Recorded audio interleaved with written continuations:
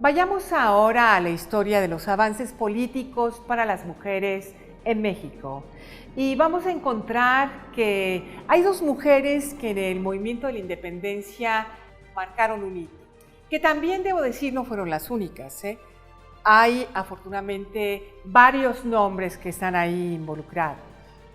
Estas dos mujeres que yo traigo a su consideración son esta Leona Vicario y Josefa Ortiz de Domínguez, mujeres que en ese periodo convulsivo de 1810 a 1821 no titubearon en involucrarse a fondo, poniendo en riesgo su vida en el movimiento independentista.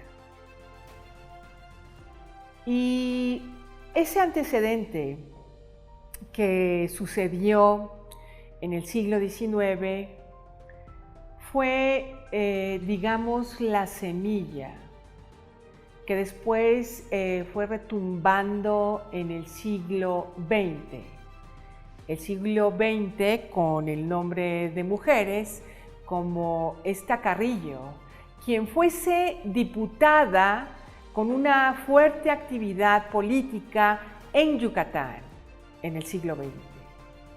Fue nuestra primera diputada federal. Y algo que a mí me llamó mucho la atención cuando estaba trabajando este contenido es cómo se fue dando esta efervescencia durante el siglo XX de la participación política de estas mujeres destacadas de México hacia abajo. Guerrero, Chiapas, Yucatán, fueron lugares emblemáticos que dieron cobijo a estas iniciativas femeninas. 1916. Estamos ya hablando de un México atravesado por un segundo movimiento importante, el de la Revolución. Y resulta ser que en ese año, 1916, Chiapas, Yucatán, Tabasco, conceden el derecho al voto y a la candidatura a puestos públicos de elección popular a nosotras, las mujeres. 1922. Resulta ser que es el año en que esta Carrillo Puerto, de nombre Elvia, es electa como diputada para el 5º distrito en el estado de Yucatán. Pero ella no estaba sola en su comparsa.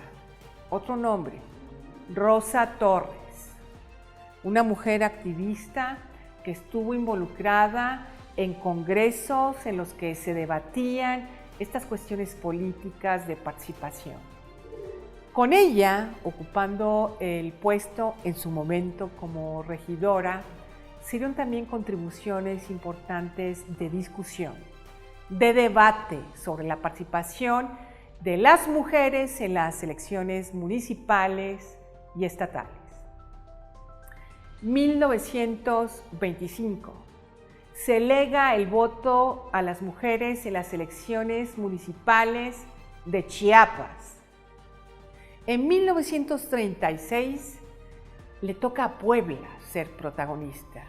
Y entonces se emite un decreto en materia electoral para conceder el voto a las mujeres en ese otro bello estado. Vayamos ahora a Guerrero.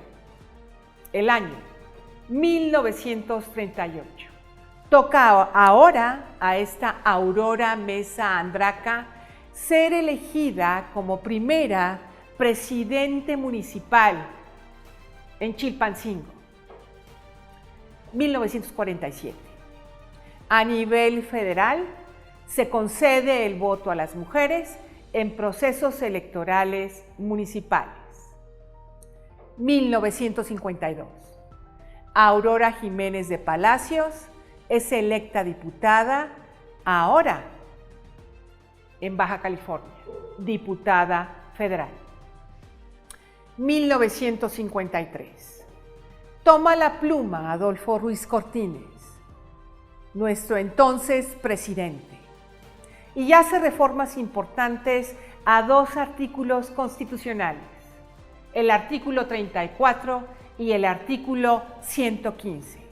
Vamos a ver de qué se trataba. En síntesis, es darnos ese lugar de igualdad con respecto a los varones.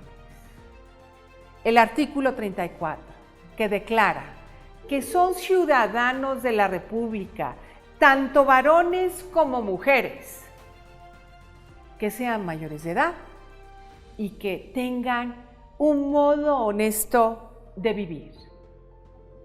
155, fracción primera de la misma Constitución, señala a la letra que cada municipio será gobernado por un ayuntamiento de elección popular en la que puede ocupar ese cargo sea un hombre o una mujer, tocando un planteamiento de aliento para la participación política en lo que es las regidurías y sindicaturas de los municipios.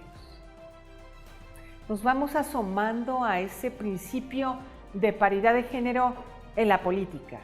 Estamos hablando de la cúpula del poder, donde se manejan tomas de decisiones trascendentales de norte a sur y de este a oeste, para todos los ciudadanos. Políticas que afectan la vida de todos y todas. Y entonces se va buscando en el marco del año 2014 una participación mucho más equilibrada, más justa y legal, que asegure no solo a los varones, sino también a las mujeres una participación diversa en la dimensión política, una representación igualitaria para ir conquistando la ambicionada democracia. Y bueno, estamos aquí frente a un planteamiento político ideal, pero justo eso es lo que nos debe de guiar, lo ideal. No podemos renunciar a las utopías, porque renunciando a ellas estaríamos traicionando el destino para el que estamos condenados, trascendernos, ser cada vez mejores, y mejores en lo colectivo, no solamente en lo individual. Y lo colectivo, como lo personal también, está atravesado por la política. Veamos la primera legislatura paritaria en México. Esto ocurrió en junio 2019. Hagamos cuenta, es apenas. Fíjense todo el tiempo que se ha recorrido para llegar a esta condición de paridad. Eso es un indicador de una democracia que se está fincando con fortaleza en un país. Y eso sucedió en el nuestro, en nuestro querido México. Regresemos un poco el hilo ahora en la segunda mitad del siglo XX, 1965. En ese año contamos con la primera presidente del Senado. ¿Cuál era su nombre? María Lavalle. Poco más de 10 años después, 1979, se logra la primera gubernatura encabezada por una mujer, Griselda Álvarez, en el estado de Colima. Años después, 1988, tenemos la primera postulación presidencial encabezada por una mujer. Su nombre, Rosario Ibarra. Vamos ahora a 1993, donde se establece en el COFIPE, en el Código Federal de Instituciones y Procedimientos Electorales, la promoción de una mayor participación de nosotras, las mujeres. Y esto, una mayor participación a los cargos de representación por elección popular. Para 1996, en ese mismo marco normativo conocido como COFIPE, vuelvo a compartir con ustedes, el Código Federal de Instituciones y Procedimientos Electorales, no lo perdamos de vista, inaugura una política de cuota de género. En ese entonces, se tendría que establecer una cuota de género 70-30. Es decir, ningún género podría rebasar el 70%. El 30% tendría que estar ocupado por el otro. Y claro, pues ya sabemos, el 70% era ocupado por políticos, no por políticas.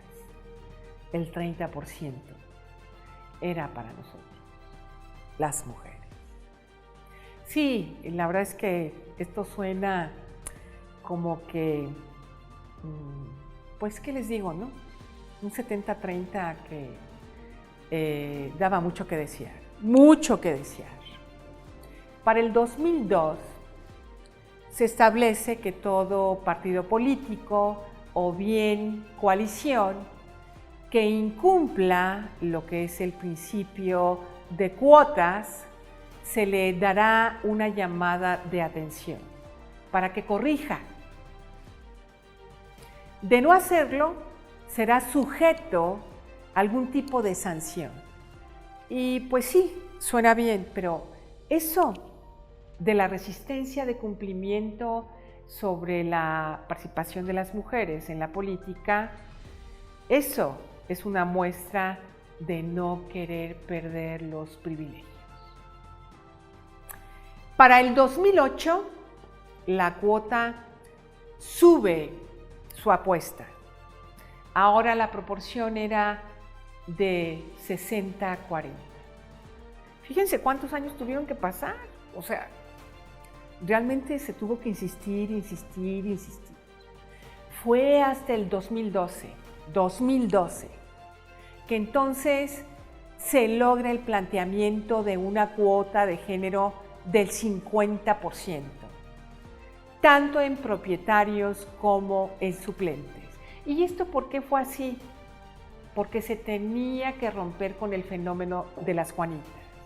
Es decir, los partidos políticos jugaban mañosamente en colocar en las cuotas, en las listas, en las propuestas, nombres de mujeres. Una vez que llegaban las mujeres, ¿qué crees? Éramos desbancadas. Era una tomada de pelo. Por eso, desde los marcos normativos, se tenían que tomar medidas. Y esta paridad del 50-50 llegó hasta el 2015. Tardamos, sí, pero ¿saben qué? Finalmente llegó. Por eso tenemos que apoyar este tipo de reformas progresistas que van tras la conquista en la realidad de una igualdad sustantiva. Ese es el meollo del asunto. Con estos avances rompimos con concesiones sexistas. No somos fichas, no somos cosas, no somos accesorio de vitrina. Somos seres humanos con la capacidad también de poder gobernar, de representar al pueblo, de estar en cargos de liderazgo político, de participación para el bien de la ciudadanía. No con perfección, pero sí con convicción, con resultado. Se rompieron entonces estas concesiones sexistas y de esa manera pudimos ir rompiendo estas malas prácticas de exclusión de nosotras las mujeres en las cúpulas del poder.